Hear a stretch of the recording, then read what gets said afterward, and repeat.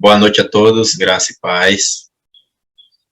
Bom, como falou o Ricardo, né, caminhamos para o final do nosso módulo, chegamos à nossa 11ª aula, e o objetivo é a gente concluir essa apostila hoje.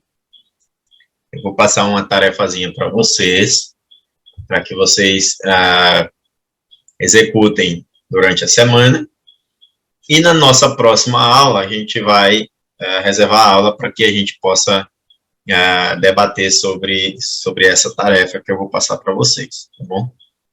Mais uma vez reforçando que se alguém ainda não enviou as duas tarefas, por favor, façam isso, porque precisa fechar a nota para enviar para o Ricardo.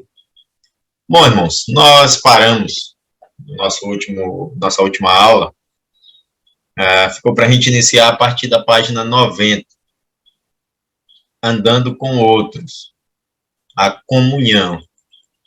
Nós vimos que o processo de discipulado, até comentei sobre esse princípio já na aula anterior, ele não está completo se a pessoa não estiver integrada na igreja. O objetivo do discipulado, ele é a integração. Só que não é apenas colocar pessoas para assistir culto, é compromisso que o discípulo ele deve assumir para edificar uns aos outros e, consequentemente, edificar também a igreja local. O nosso alvo é para que o nosso relacionamento, é para que outras pessoas venham participar ativamente, né, da nossa igreja local e também do corpo espiritual de Cristo, e, consequentemente, por meio da sua participação, expressar o caráter de Cristo através do seu relacionamento com outras pessoas. Em primeiro lugar, então, devemos entender que, como discipuladores, nós não temos a capacidade de edificar uma pessoa sozinha. Há, então, a necessidade do envolvimento de outras pessoas para essa edificação. De que maneiras? Com os dons, experiências e talentos diferentes daqueles que nós temos, para ajudar a pessoa no seu amadurecimento e na sua caminhada com o Senhor Jesus. Muitas pessoas espirituais tiveram influências de várias outras pessoas na sua vida, e não somente de uma ou outra, nas quais deixaram suas marcas. Eu mencionei aqui para vocês o caso de um dos maiores evangelistas, que era conhecido como um dos maiores evangelistas do século XXI, né? O Billy Graham, que deixou a sua marca na vida de muitas pessoas. E o que aconteceu com ele, né, quando ele esteve visitando lá a casa que se tornou um museu depois, onde o John Wesley viveu. E como ele se tornou uma pessoa com a vida de oração voltada para o Senhor. Muitas pessoas influentes, muitos pregadores, conhecidos como grandes homens de Deus, sempre declaravam que eles gastavam mais tempo de suas vidas orando, até mesmo do que preparando a mensagem. Toda mensagem começa e termina com a oração. Então, devemos entender que não estamos sozinhos nisso. Em segundo lugar, precisamos entender que a pessoa foi chamada por Deus para uma igreja local a fim de edificar a vida de outras pessoas. Não apenas para ser membro congregante, mas para ser parte dessa igreja, para que através da vida dela, outras pessoas venham a ter um relacionamento com Deus, para que através da vida dela, outras pessoas que têm um relacionamento com Deus sejam edificadas e amadureçam nessa caminhada com o Senhor. Então, de uma maneira, iremos fazer isso, né? Cada seguidor de Jesus, cada pessoa discipulada, ela vai fazer isso da maneira que várias pessoas, ou de maneira que nenhuma outra pessoa possa fazer, ou seja, cada um da sua própria maneira. Deus tem um papel especial para cada um de vocês, e vocês já são cientes disso. Em terceiro lugar, você precisa saber que a realidade do seu relacionamento com Cristo não poderá ser expressa fora do seu relacionamento com outras pessoas, e principalmente com outros irmãos em Cristo. A igreja, embora sendo muito importante para o discipulado, ela não deve servir apenas como uma ferramenta de ensino e edificação. A igreja é a expressão viva do corpo de Cristo. Juntos, expressamos a glória da igreja, algo que é impossível para um indivíduo sozinho conseguir fazer. E, finalmente, Deus habita não apenas na vida de cada seguidor de Jesus, mas também expressa a sua presença de uma maneira especial na vida da igreja, conforme Efésios capítulo 2, versículo 22, e 1 Coríntios capítulo 3, versículo 16. É preciso aprender como unir os nossos corações com outros irmãos em Cristo, para que juntos possamos orar, adorar e engrandecer o nome do Senhor. Então, como discipuladores, vocês precisarão tomar o cuidado para não criar na pessoa uma dependência em você. Exponha o novo convertido a outros membros da igreja.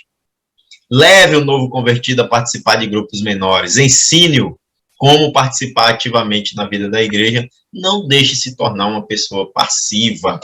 Envolva-os nas atividades que a igreja tem. De novo, vou repetir.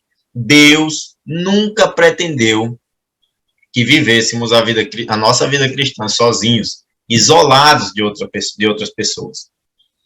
Nosso versículo-chave se encontra no livro de Efésios, capítulo 4, dos versículos 2 a 4. Alguém pode ler, por gentileza? Efésios 2, versículos 2 a 4.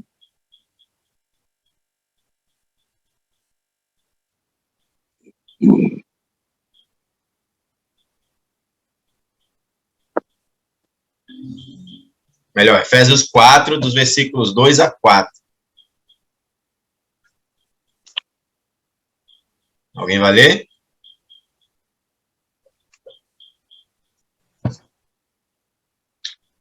Com toda humildade e mansidão, com longanimidade, suportando-vos uns aos outros em amor, esforçando-vos diligentemente por preservar a unidade do Espírito no vínculo da paz.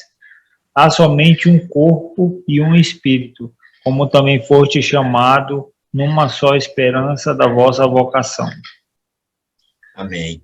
Então, quem é o responsável por produzir esta unidade? O Espírito. O Espírito Santo, né? Quais qualidades nos ajudam na preservação desta unidade? Quais são as qualidades? Longanimidade, mansidão. Mansidão, humildade. Humildade, mansidão, longanimidade. Isso mesmo. Humildade, mansidão e longanimidade. Essas qualidades, elas nos ajudam a preservar essa unidade. Como somos um só corpo, porque nós temos um só Espírito em nossas vidas, né? O mesmo Espírito Santo habita na vida de cada crente. Então, o mundo moderno, ele é individualista, ou seja, as pessoas vivem cada vez mais isoladas uma das outras e a sua privacidade é cada vez mais importante. Hoje, fala-se muito em direitos pessoais. Tudo gira na função do indivíduo. A intimidade com Deus, ela nos une com todos os outros seguidores de Jesus. E isso se expressa no contexto da comunidade de uma igreja local, porque Deus nunca quis que vivêssemos nossas vidas espirituais independentemente de outras pessoas. Primeiro, o Senhor nos criou de uma maneira que precisávamos depender dos outros seguidores de Jesus. Nenhuma pessoa tem todos os dons espirituais. Por isso, precisamos uns dos outros. Seguidores para que o nosso entendimento da palavra tenha apoio espiritual de outras pessoas. Não somos capazes também de lutar contra o pecado sozinhos, sem a ajuda de outras pessoas. Eu gosto muito do exemplo do fogo. Pegar um monte de carvão, colocar dentro de uma churrasqueira e acender para fazer um fogo. Quando todas as brasas estão acesas, elas ficam completamente vermelhas, em chamas, porque uma mantém a chama da outra. Se você pegar essas brasas e separar, tirar uma dessa brasa do meio do braseiro e colocar fora, qual é a tendência que vai acontecer com essa brasa? Ela primeiro perde a chama, depois ela começa a perder o seu brilho e, consequentemente, ela se apaga. E um detalhe, irmãos, eu não sei se vocês já tentaram colocar fogo em carvão, reutilizar carvão, né? Ou seja, acender o fogo, depois não precisou naquele momento, apaga e depois vai tentar fazer de novo. É muito mais difícil reacender uma brasa que foi apagada. A mesma coisa acontece na vida do cristão que sai do seio da igreja. A igreja local é importante para a nossa edificação e para nos ajudar a manter a nossa caminhada com Jesus. Segundo, também, jamais poderemos expressar a plenitude de Cristo individualmente. Quando os seguidores de Cristo vivem em união, as pessoas poderão ver o caráter de Cristo entre elas. Na próxima apostila, como eu mencionei, vocês vão estudar, né, a Igreja Corpo de Cristo em um outro momento, em outro módulo. Vocês irão estudar sobre a essência da igreja e como podemos viver em comunhão com ela.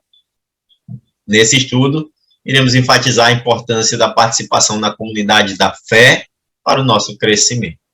Ok? Essa história bíblica, essa historinha eu já li na aula passada, então eu vou pular essa história, porque nós já vimos que o Novo Testamento descreve vários momentos de relacionamento entre pessoas e entre pessoas também da igreja. Então, desde a igreja primitiva, que era mais do que um grupo que congregava periodicamente, eles eram mais que um clube ou uma organização. A Bíblia também descreve como pessoas unidas de alma, buscando o interesse uns dos outros, a ponto de que ninguém padecia necessidade no meio daquelas igrejas, porque se alguém tinha fartura, esse dividia com quem não tinha nada.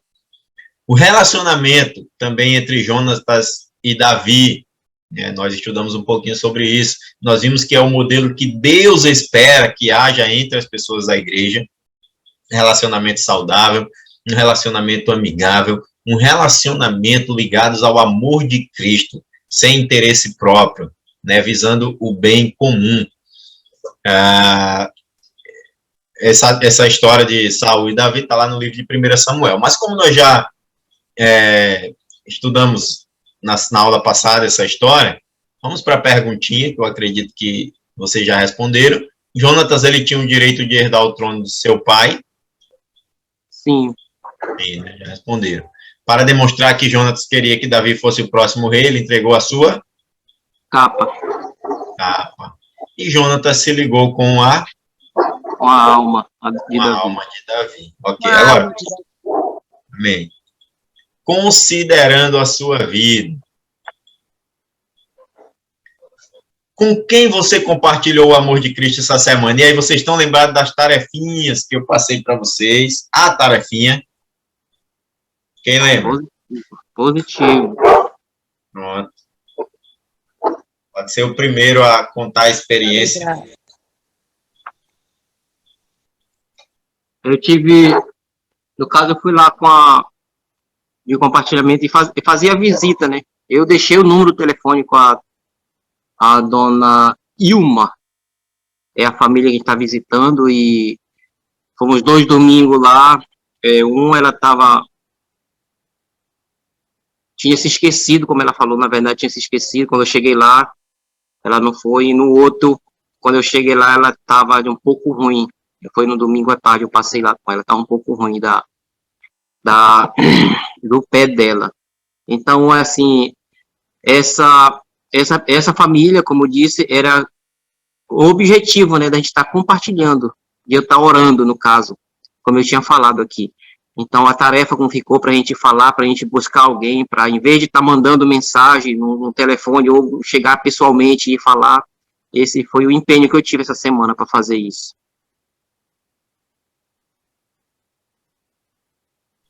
Amém. Próximo.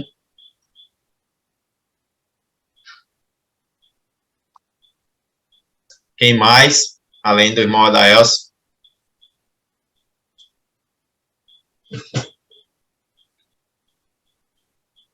Lembre-se que vale um pontinho na nota de vocês, né? Ninguém? Muito bem, anota aí, Ricardo. Só o Adaelso cumpriu essa tarefa, né? Da semana. Talvez o Joás também, não sei. Ele não está na aula hoje, então não tem como a gente saber. Mas bem, gente, as outras perguntas eu já fiz, né? Como está o seu relacionamento com sua família, irmãos em Cristo? Continuando, então, o plano de Jesus para o nosso crescimento. Jesus passou mais de 3 anos com os seus discípulos. Eles estavam começando a se livrar do peso religioso sobre o qual tinham sido criados. E aprendendo os princípios para andarem com Deus. Só que eles acabaram se acostumando com a presença de Jesus e não estavam preparados para caminharem sozinhos. Uma das razões, porque eles ainda não estavam prontos, era o fato de que eles, naquele momento, ainda não tinham o Espírito Santo habitando em suas vidas. Além disso, por causa da falta de humildade, eles não aprenderam a importância do crescimento. Por causa da falta de humildade deles, eles não aprenderam a importância de crescerem juntos, né, em suas vidas espirituais. É claro que o fato deles não terem o Espírito Santo habitando em suas vidas e a falta de humildade também, para que eles pudessem entender as necessidades que eles tinham um dos outros, que eles precisavam um dos outros, então, isso acabou influenciando para que eles não compreendessem a razão que eles precisariam caminhar sozinhos, por isso tiveram muitas dificuldades no início, né? Então, é importante, sim, que sejamos cientes de que precisamos de outros adoradores para o nosso crescimento. Jesus manifestou a importância da união entre os adoradores na oração que ele fez lá em João, capítulo 17, começando no versículo 11, que diz assim, olha, já não estou no mundo, mas eles continuam no mundo. Continuam no mundo, ao passo que vou para junto de ti. Pai Santo, guarda-os em teu nome, que me deste para que eles sejam assim como nós. Assim como o Pai e o Filho, também nós devemos ser unidos. Então, Jesus estava voltando ao Pai, mas os seus discípulos continuariam, né, no mundo. Continuariam no mundo. Depois que Jesus voltasse para o Pai, Jesus não poderia mais lhe dar instruções ou ajudá-los, além do que já tinha dado. E pelo fato de que não estariam mais com os seus discípulos, Jesus orou para que eles fossem unidos. Ou indicando assim um relacionamento muito próximo entre eles. Este relacionamento também entre os seguidores de Jesus também iria aproximá-los do relacionamento entre Pai, Jesus e o Pai? E o Espírito Santo. Jesus e o Pai, né? Exatamente. O Pai, o Filho e o Espírito Santo são todos igualmente Deus. Eu falei sobre isso, mostrei o gráficozinho na aula passada, né? Vocês estão lembrados? Enfatizando que eles não são 3 deuses, mas somente um Deus, divididos em 3 pessoas distintas, né?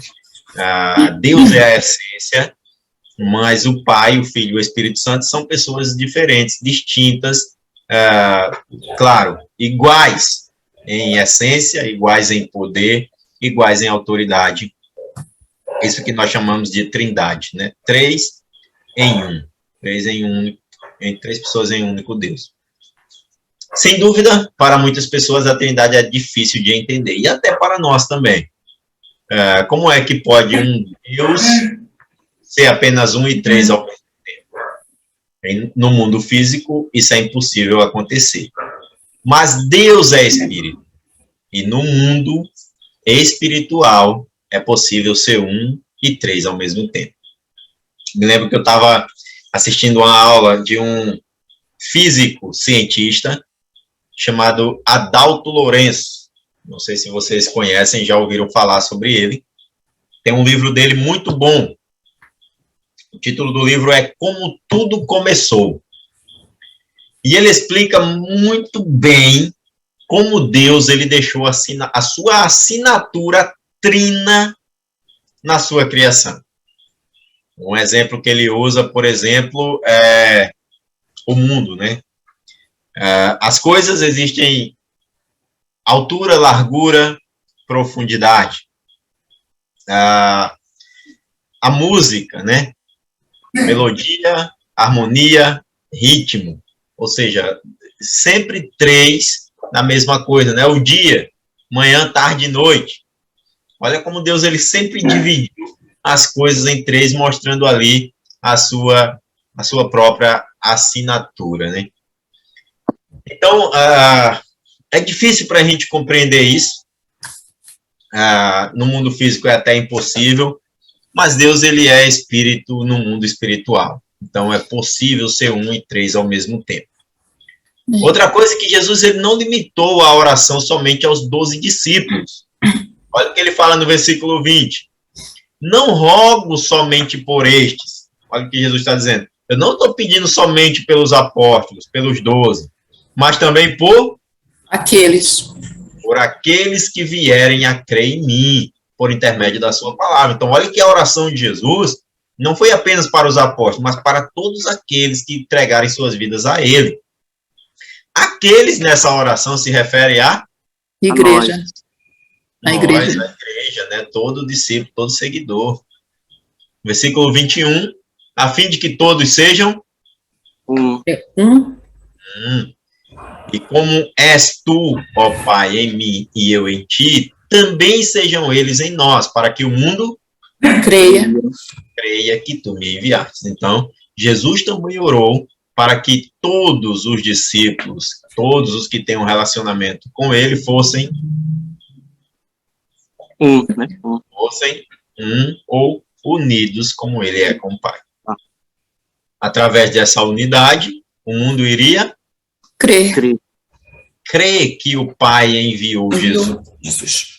O relacionamento entre o Pai e o Filho fará mais sentido quando for visível na união entre os seus seguidores. Imagine, hoje uma das coisas que eu escutei sempre muito, aqui em Campo Alegre, na cidade onde eu estou, uma cidade que tem muitas igrejas evangélicas, de todas as diferenças que você consiga imaginar, né? De todas as linhas. Se eu não estou enganado, são aproximadamente, em toda a cidade, são quase 80 igrejas evangélicas, né? Uma cidade com 50 mil habitantes aí, com quase 80 igrejas evangélicas, são aproximadamente uma igreja em cada esquina. E uma coisa que eu sempre escutei muito aqui, né, da maioria, principalmente dos incrédulos, os crentes são muito desunidos. O crente de uma igreja passa pelo outro, não cumprimenta, como se fossem inimigos. Os pastores, então, parece que são concorrentes para ver quem atrai mais para a sua igreja. Isso era o que a gente escutava sempre, né? Então, a ordem de Jesus é para que a gente seja o quê? Unidos, como ele é. Claro que a gente precisa entender que essa união tem limites. A gente não pode se unir, por exemplo, com igrejas que não têm um relacionamento fiel com a palavra de Deus. A gente não vai ter essas pessoas como inimigo, mas essa união tem limite. Ela se torna uma união amigável, respeitosa, mas não ao ponto de nos unirmos como nós nos unirmos com irmãos de igrejas como a nossa e de outras igrejas que levam a sério o Evangelho de Cristo e a vida espiritual e a salvação de cada pessoa. Então, dá para compreender direitinho até onde vai essa união, né? Ou seja, a união é dos verdadeiros crentes e não de todos aqueles que se dizem crentes, mas, de fato, aqueles que demonstram ser crentes verdadeiros. Versículo 22. Eu lhes tenho transmitido a Glória. glória que me tem dado, para que sejam um como nós somos um. De novo, Jesus, ele diz que nos deu a sua glória, para nos capacitar a vivermos esta união. Sem o seu caráter em nossas vidas, é impossível vivermos a união que Jesus descreveu. 23. Eu neles e tu em mim, a fim de que sejam aperfeiçoados na Unidade. Para que o mundo conheça que tu me enviastes e os amastes, como também Amei, ó. Amaste a mim. Olha que interessante. Amaste como Também amas a mim. Amastes, como também Amas a mim. amastes a mim, né? Ou amas. Olha só que interessante. Vocês observam o que esse texto está falando? Como Jesus está enfatizando que o nosso relacionamento com outras pessoas refletem na maneira como outras pessoas se relacionarão com Deus. Sempre que eu leio esse texto, eu me lembro de Hebreus 12:14, que sempre diz: segui a paz com todos e a edificação sem a qual ninguém verá o Senhor. A maneira como nós nos relacionamos com outras pessoas reflete na maneira como as pessoas enxergarão Deus em nossas vidas. Importante a gente lembrar sempre disso. Jesus deu a sua glória para nos capacitar. Então, através dessa o quê? Unidade. 14. Através dessa unidade, o mundo saberá que o Pai enviou o Filho. A união entre os adoradores de Jesus, ela vai ser evidente para o mundo, de que o Pai Enviou. Amou. ama Ama. Ama. Enviar. o Pai ama o Filho, né? Jesus não deixou os seus discípulos sozinhos, ele transformou suas vidas, dando a eles seu caráter, ou seja, a sua glória, para que eles experimentassem uma união verdadeira, a qual o mundo nunca jamais conheceu. Jesus sabia que não poderíamos viver uma vida que o agradasse efetivamente. Ficarmos isolados de outros adoradores, é impossível isso, né? Precisamos uns dos outros para poder viver da maneira que agrade o Senhor. Agora, por que precisamos desta união? A oração de Jesus já deixou muito claro que o seu plano era para que os seus seguidores se unissem. Mas a pergunta é, por quê? Em Roma, alguns judeus que seguiram a Jesus estavam começando a se distanciarem uns dos outros, ou seja, se distanciarem de outros cristãos e começarem a viver isoladamente. Eles estavam fazendo grupos ali, e se isolando um do outro, né? Aqueles grupinhos dentro da igreja, né? O autor de Hebreus mostrou que nós temos a necessidade de estar em comunhão. Aqui em Hebreus capítulo 10, começando no versículo 23, ele diz: guardemos firmes a confissão da esperança, ou seja, a nossa declaração, a convicção sobre o nosso destino em Jesus. Sem vacilar, pois quem fez a promessa é fiel. Precisamos uns dos outros para nos manter firmes em nossas vidas espirituais. Quando tentamos andar com Deus isoladamente, começamos a esfriar na fé e a perder as nossas convicções. Precisamos um do outro para manter o fervor em nossa busca de Deus. Verso 24. consideremos também uns aos Outros. para nos estimularmos ao amor e às boas obras. Devemos nos encontrar com outros adoradores, não apenas pensando nas nossas próprias necessidades, mas também nas necessidades do Outro. outro, né? Nós não temos somente um compromisso com Deus, um compromisso com outros seguidores de Jesus. Verso 25. Não deixemos de Congregar-nos. congregar-nos, como é costume de alguns. Olha o que eu falei sobre o braseiro, né? Se uma brasa sai do meio do braseiro, ela apaga. Então, é essencial para a nossa caminhada com Deus, nós fazer o quê? Para nós Congregarmos, ou estarmos juntos, unidos, uns com os outros, que têm a mesma fé em Deus. A palavra congregar tem o mesmo sentido em nossa cultura para uma reunião num prédio religioso, ou seja, para os cultos que nós chamamos, a fim de assistir um culto. Mas, biblicamente, essa palavra não indica o contexto para juntarmos com outros adoradores. Podemos juntar com outros adoradores em qualquer dia da semana, em qualquer tipo de prédio ou em qualquer tamanho de grupo. O mais importante é que estejamos nos encontrando regularmente em vários contextos com outros que têm um relacionamento com Deus. Deu para vocês entenderem o que eu quis dizer? A palavra congregar aqui, ela não especificamente diz que esse lugar, essa reunião, esse encontro, essa comunhão, ela deva acontecer sempre nos cultos da igreja. Ela pode acontecer em qualquer outro lugar que nos reunamos com outros adoradores em nome de Deus para o adorar e engrandecer o seu nome. Nós também acreditamos que é importante para você se juntar com a pessoa que está discipulando, ou quando você estiver discipulando alguém, se juntar com essa pessoa regularmente. Por quê? Porque se você está sendo discipulado, o seu discipulador vai ajudar você na luta contra o pecado e lhe ajudar a esclarecer dúvidas que você possa ter.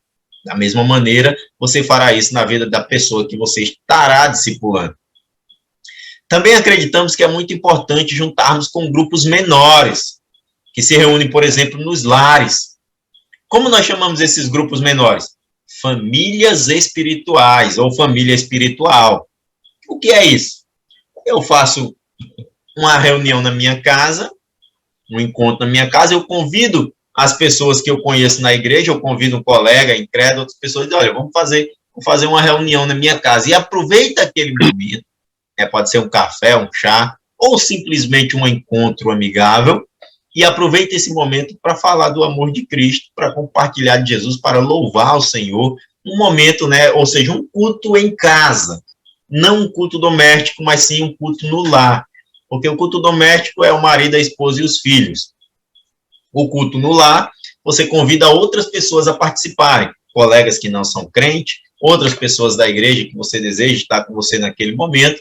Então, isso a gente chama de família espiritual, ou seja, todos podem participar ativamente, compartilhando uns com os outros. Os encontros maiores, ou seja, as celebrações nos prédios ou até em outros locais fora dos prédios, também são importantes, porque através desses encontros podemos expressar nossa adoração, juntamente com outros adoradores de uma maneira especial. E também poderemos receber instruções da palavra de Deus no contexto maior, onde poderemos compartilhar uns com os outros. Muitas pessoas têm a tendência de considerar o culto da igreja como o foco da sua vida. Queremos que a pessoa entenda que a sua vida espiritual não será completa sem 3 elementos. Quais são eles? Discipulado, família espiritual e a celebração. A celebração aqui nada mais é do que o culto. Por enquanto, não há necessidade de explicar detalhadamente cada uma dessas coisas. Depois vocês estudarão em outros momentos com mais detalhes sobre isso.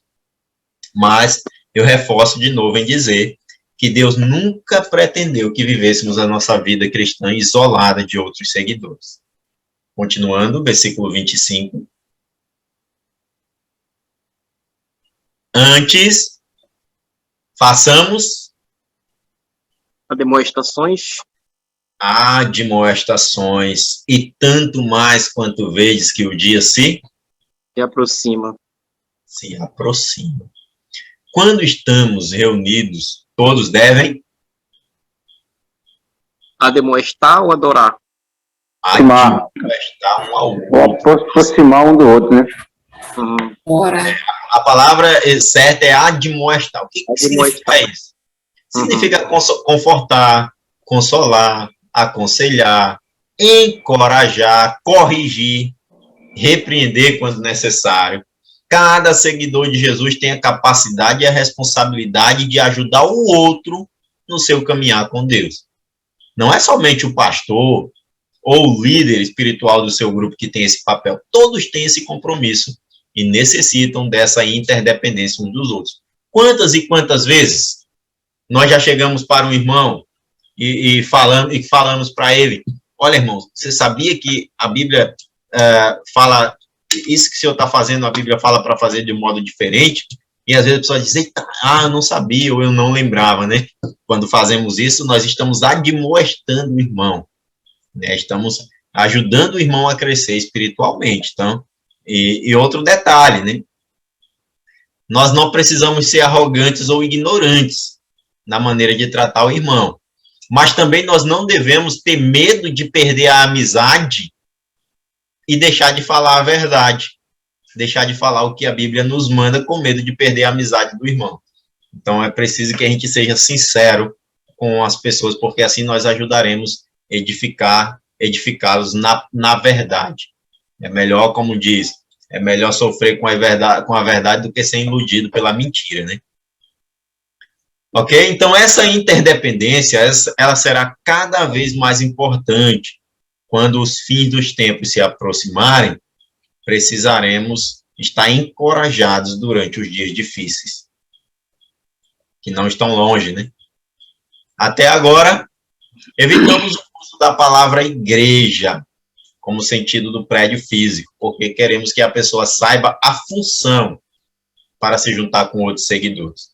Se falarmos somente da igreja, antes que as pessoas entendam o significado bíblico da igreja, haverá a tendência de impor somente conceitos religiosos na palavra e não participar ativamente. Ou seja, se você ficar só chamando a pessoa para ir para a igreja, como muita gente faz, você pode encher os bancos da igreja de pessoas que congregam, mas nunca terá um grupo efetivo, ou seja, que trabalhe, que se envolva, que ajude a igreja a crescer e zele pela união dessa.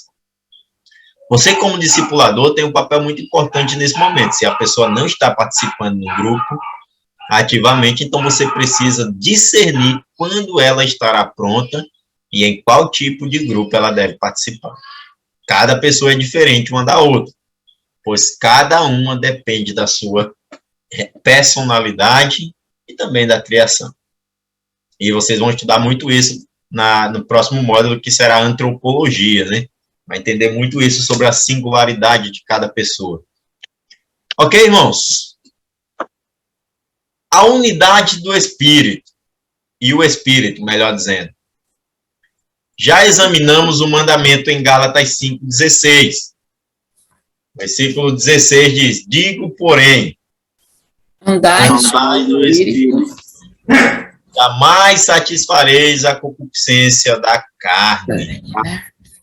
A fonte do pecado na vida de um seguidor de Jesus não é a sua natureza, mas uma força egoísta que é chamada de carne, né? Um desejo egoísta. Não venceremos a carne seguindo a lei, mas através do agir do Espírito. andar Pelo Espírito, é. Nesse trecho, Paulo descreveu como a carne se manifesta. Ele mencionou 15 características da carne. Marque um X sobre as expressões da carne que se manifestam nos relacionamentos humanos. Bora lá, quais que vocês marcaram?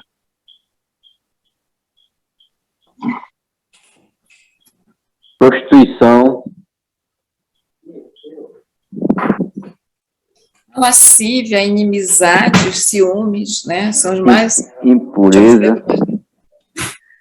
Aqueles que a gente observa mais, né? Eu Inveja. marquei todos. Eu marquei todos. Tem alguns Alguns são mais aqui. frequentes, né? atuais, né? Que a pessoa até tem como normais, né? Assim, né? No mundo tem como normais, né? Inveja. Ciúme, Inveja. discórdias, iras. A pessoa diz, é normal, né? A questão é o que envolve o relacionamento com outras pessoas, né? Uhum. Então, tem alguns que não vai, por exemplo, tem pessoas que vivem uma bebedice, mas ele bebe sozinho.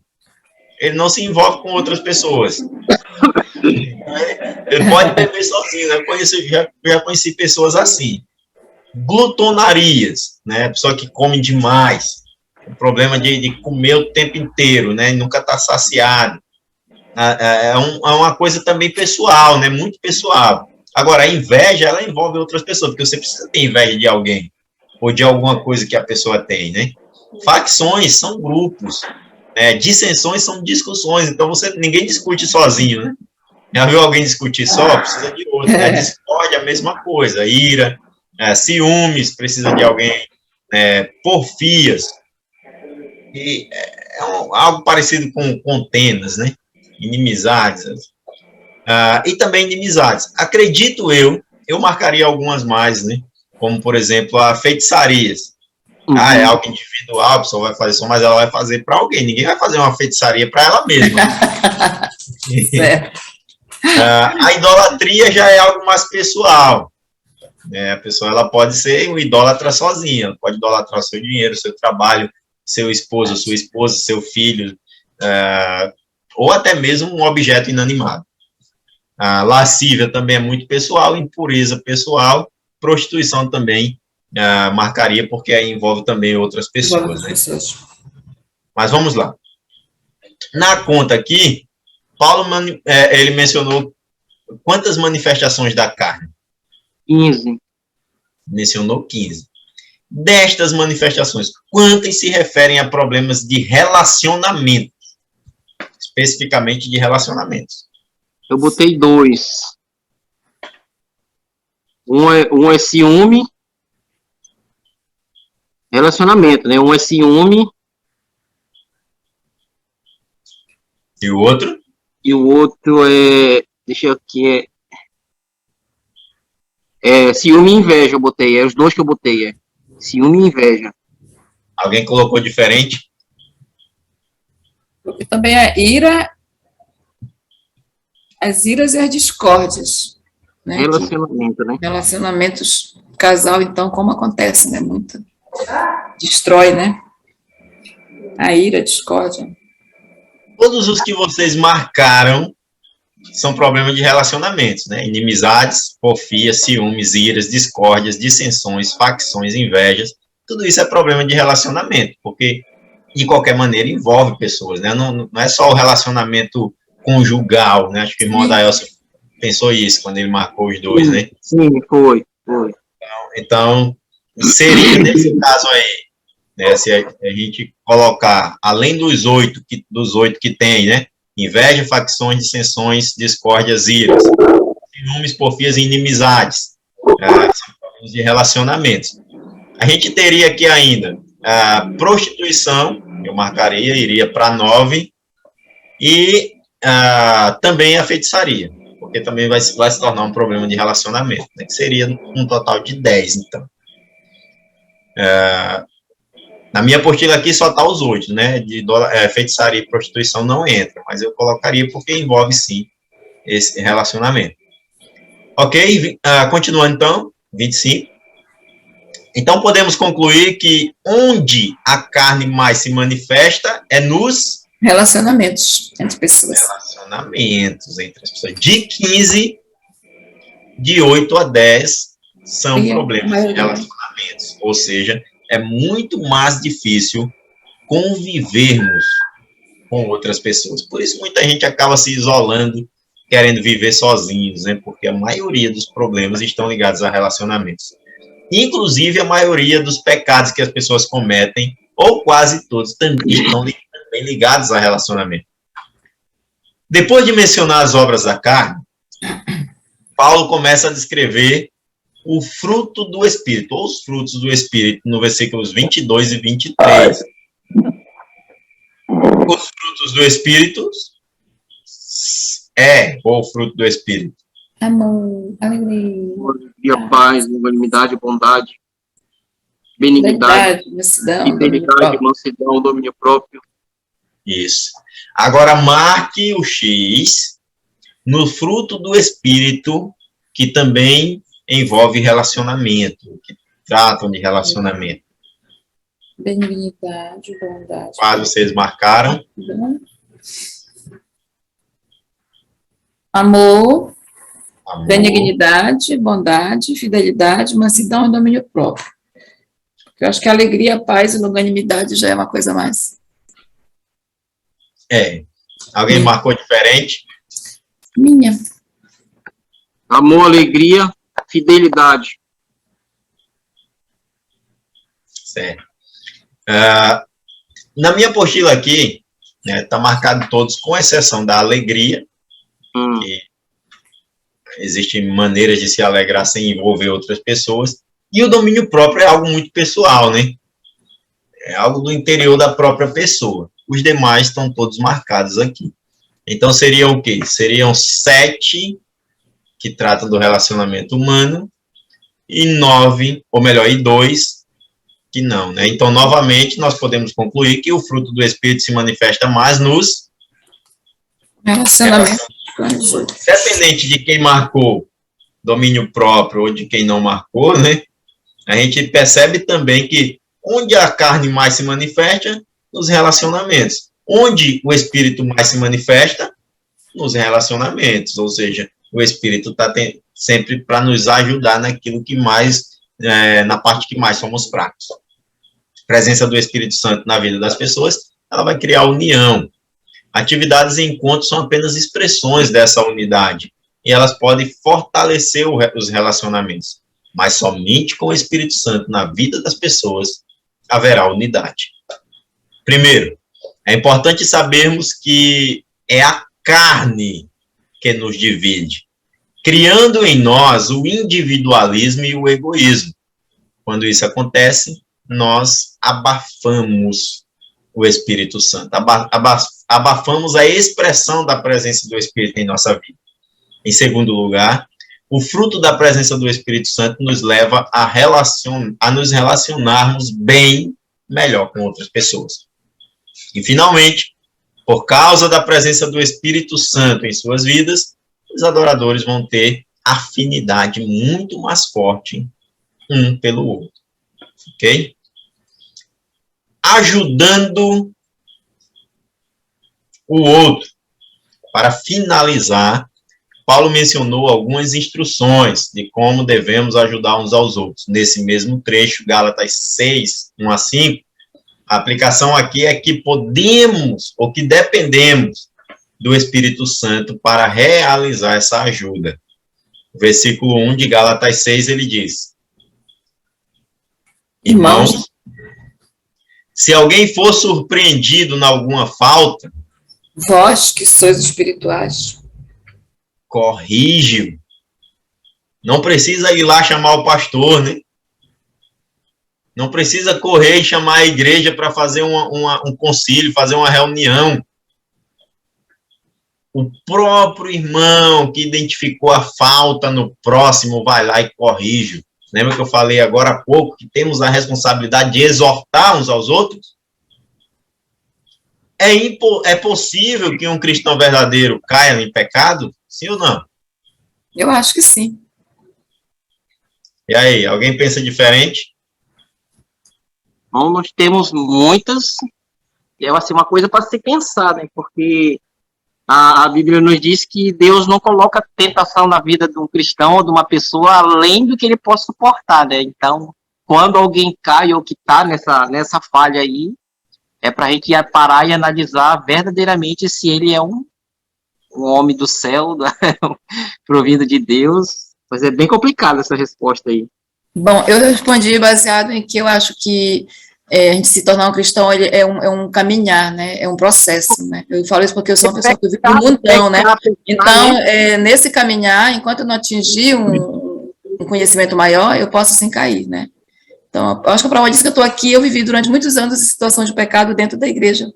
E depois eu consegui consertar isso na minha vida e hoje eu estou aqui, né? Me considero totalmente restaurada pelo Espírito. Entendeu? Se não era bom o pessoal ter me expulsado da igreja logo porque eu não era cristã. Porque foi séria a situação. Olha só. Aí eu botei aqui na minha resposta, né? Eu falei assim, mas eu botei na minha resposta assim, e mais na frente, aí eu botei assim, Pedro, porque Pedro, um dos apóstolos de Jesus, estava ali e pecou, né? Quando negou A maioria dos homens de fé, a maioria dos grandes homens de fé da Bíblia pecaram. Na verdade, todos eles, né? Porque Romanos fala que todos pecaram e carecem da glória de Deus. E mesmo depois de entrar no relacionamento com Cristo, nós ainda estamos sujeitos ao pecado. Não devemos pecar. Devemos sempre lutar com todas as nossas forças contra o pecado. Porém, a natureza pecaminosa de Adão ainda habita nas nossas vidas. O Espírito Santo nos ajuda a lutar contra essa natureza para que não pequemos. Mas é o pecado que nos torna carecedores da graça de Cristo na nossa vida. De fato, por mais que a gente lute, a gente não vai conseguir nunca ser perfeito. A gente vai falhar em algum ponto e outro. E nossas falhas, querendo ou não, elas são pecados, porque muitas vezes a pessoa só identifica como pecado se for um adultério, se for um assassinato, se for um furto, se for um roubo, se for uma agressão. Mas existem mínimas coisas que são pecados, que a Bíblia declara. Então, às vezes a gente eu dei um pequeno vacilo, eu me estressei com o meu vizinho aqui, e briguei com ele, discuti com ele, a gente pecou. Então, pecado não é só pecados graves, né? Então, sim, mesmo a gente caminhando nesse relacionamento com Cristo, nós iremos sim falhar, e é essa nossa incapacidade de ser perfeito que nos torna carecedores da infinita misericórdia de Deus nas nossas vidas. Porque se fosse possível vivermos sem pecar, nós não precisaríamos da graça de Deus na nossa vida. Jesus não ia precisar morrer na cruz. Né? De novo, eu repito, né? Não devemos. Não devemos. Devemos lutar com todas as nossas forças para ser o mais perfeito possível diante de Deus. Agora, iremos falhar. É certo que falharemos, porque a nossa humanidade não nos permite ser perfeito. Até o momento da nossa glorificação, quando nos encontrarmos com o Senhor Jesus, aí sim nós seremos perfeitos como Ele é perfeito. Mas até lá estamos sujeitos à falha. O próprio apóstolo Paulo escreve em Romanos, né? Olha, eu faço o que não quero e tudo que eu quero nem sempre eu faço. Sim, tá. Querer o bem está em mim, porém não o efetuá-lo, né? Então ele está dizendo, olha, eu quero sempre ser perfeito. Eu não quero pecar, eu não quero errar, mas eu, como ser humano, eu falho mesmo contra a minha vontade. Então, a gente precisa ter ciência disso. Por isso, a graça de Jesus Cristo, o amor de Deus e a infinita misericórdia dele está sempre nos alcançando dia por dia, né? O que nunca deve acontecer na vida do crente, porque aí muitas pessoas acabam pensando nisso, se a gente sempre vai pecar e Deus sempre vai nos perdoar, então eu vou viver uma vida de qualquer maneira, porque Deus vai me perdoar de tudo que eu fizer. Aí a maneira de viver vai demonstrar que se a pessoa de fato é um cristão verdadeiro ou não. Isso vai influenciar na diferença, né? A maneira como você vive realmente para Deus ou você vive para o pecado. Aí há a diferença. Porque a maneira como nós vivemos, como nós caminhamos com Jesus, é que vai dizer de fato se nós somos de Deus ou não. Agora, não é um pecado, um deslize, um vacilo, como nós dizemos, como possamos dizer, né, que aconteça, que vai nos tornar, que vai demonstrar que não somos seguidores de Jesus. Não é isso, porque, como eu disse, estamos sempre sujeitos.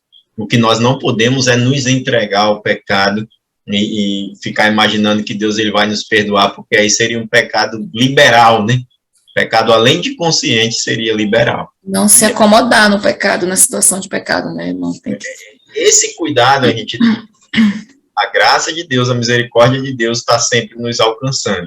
Agora, viver uma vida de prática de pecado ou pecados conscientes, aí realmente como o irmão Adaels colocou, demonstra que a pessoa não está em Cristo, né? Porque ela vive uma vida deliberada. E quando vivemos para Cristo, nós não vivemos essa vida deliberada, né?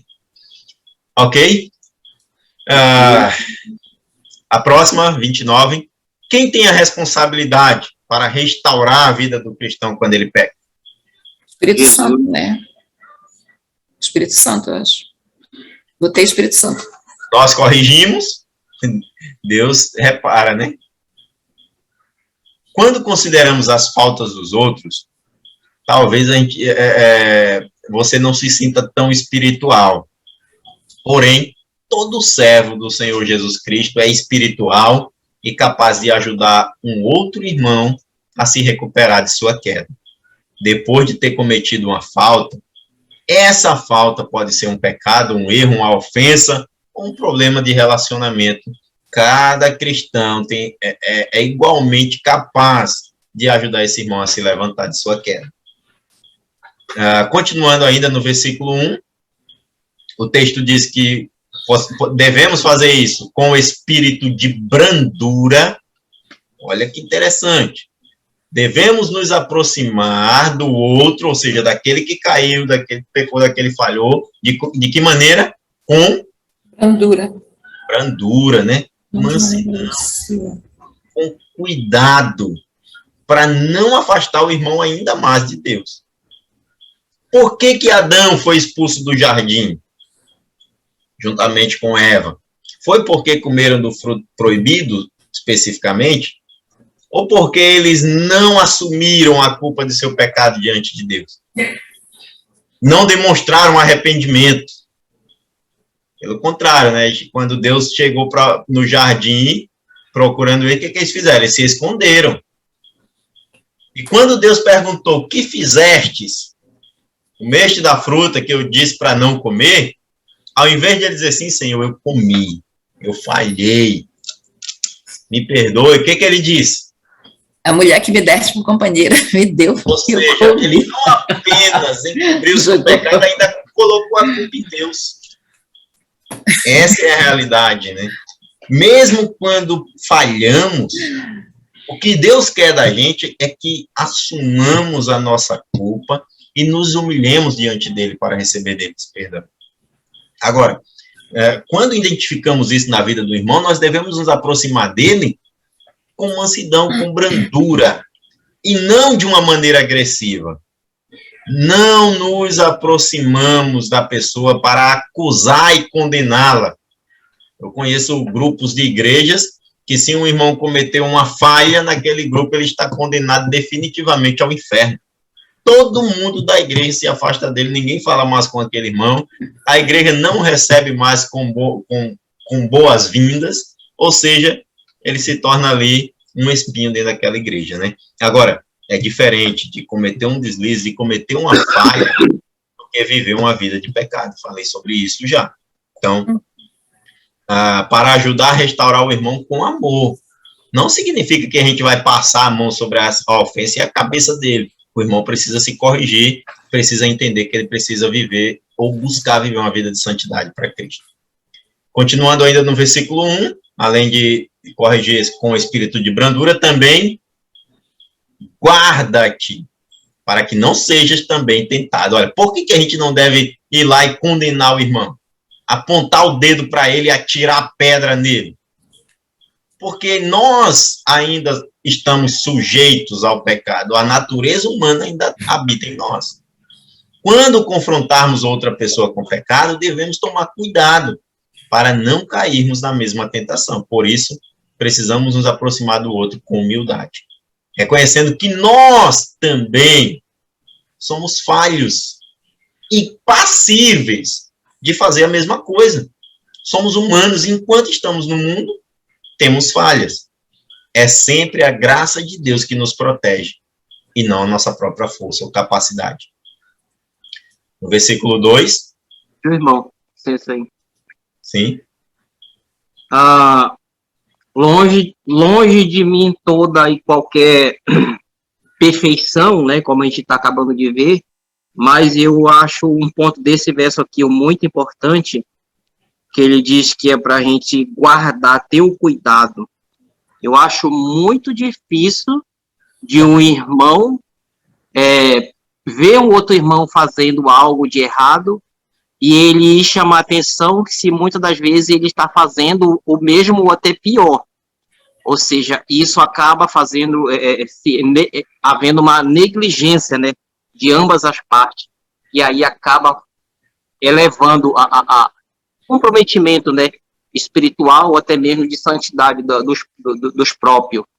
Então, eu acho muito difícil, qualquer que seja, ou o cristão ou a pessoa, por corrigir ou usar de brandura, de chamar a atenção daquele irmão, sendo que ele tá ele gosta da mesma coisa ou fazendo até pior. Então, isso é um ponto, como Paulo nos refere aqui, para nós sermos muito atento, né, muito atencioso disso. Como eu sempre digo, longe de qualquer perfeição, como eu digo, temos falha, mas eu acho muito difícil, diante no ministério, uma pessoa tomar essa atitude, sendo que muitas das vezes ele está até pior no caso. Aí a gente volta ao ponto que Jesus falou lá, né? Antes de olhar o cisco no olho do teu irmão, tira primeiro a trave que está no teu, né? Correto. Então, primeiro a gente ora, dobra os nossos joelhos, nos corrigimos nossas falhas para a gente poder ajudar o irmão. Porque um cego não pode guiar outro, né? Tem que estar sempre com a vida alinhada, né? Ok? Verso 2. Levai as cargas uns dos outros, e assim cumprireis a lei de Cristo. Olha só, nós temos a responsabilidade de levar as cargas, né? Os fardos, os sofrimentos, os desafios uns dos outros. É o peso que uma pessoa não pode suportar. A nossa luta contra o pecado e o nosso caminhar com Cristo é algo que nós não podemos fazer sozinhos. Vamos resumir o que aprendemos até aqui? Jesus orou para que fôssemos um com os outros adoradores. O mundo só irá crer que o Pai enviou o Filho através da nossa unidade. Jesus transmitiu para nós a sua glória, a fim de nos dar a habilidade para sermos um. Precisamos uns dos outros para nos manter firmes em nosso relacionamento com Ele. Por isso, é muito importante para nós. Quem respondeu essa? Aquela palavra congregar? Congregar. Ou juntarmos, né, regularmente, em vários contextos. Não somente dentro da igreja no culto de domingo. A chave para a unidade é o andar pelo Espírito. E todos unidos, todos nós temos a responsabilidade de ajudar uns aos outros no seu caminhar com Cristo. Ok? Só para... Esse passo aqui é uma pegadinha, né? Eles fazem uma linha bem grande e a resposta é bem pequenininha para a gente ficar pensando. É para dar esse caso, porque tem gente que tem uma linha gigante, uma letra gigante. Tem gente que 3 palavras completam uma linha, né? Gente, só para a gente finalizar aqui, para a gente dividir por grupos, né? Como viver em comunhão? Primeiro, aprenda a conversar sobre assuntos espirituais. Agora, seu relacionamento com Deus vai definir quem você é. Será impossível ter amizade com os outros sem que a sua vida espiritual não faça parte das suas conversas. Talvez no início você se sinta um pouco inibido para falar, mas procure crescer e se abrir com os seus amigos. Deus não é tão pessoal que não deva ser compartilhado com outras pessoas. Fale do que você está aprendendo, suas vitórias e também das suas falhas. Em segundo, busque tempos informais para conversar com outros do seu grupo religioso. Comunhão não se resume apenas numa reunião, ou seja, no culto de domingo ou quarta-feira. Ligue para outros seguidores de Jesus, ore por ele durante a semana, faça visitas. Terceiro, valorize o tempo antes e depois dos encontros. Para muitos grupos, estes são os melhores tempos para a comunhão. Agora, uma coisa importante que eu vou dizer para vocês, viu? Esse tempo que vocês devem valorizar antes e depois, principalmente depois do culto. Faça isso dentro da igreja, não vá para o meio da rua, não. Porque parece que é uma coisa de crente, meu. Termina o culto, sai da igreja e fica todo mundo no meio da rua conversando, atrapalhando os carros passar. Aí o povo fala, rapaz, esses crentes não tem medo de morrer, não. Não, porque já sabe que vão pro céu, já.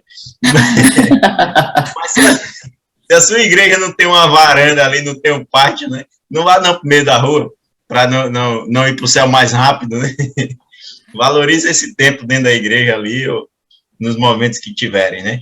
E quarto, né? Participe nos encontros, ou seja, não deixe de frequentar as celebrações. Quartas, domingos, famílias espirituais, os momentos que a igreja tem, faça parte de tudo, né?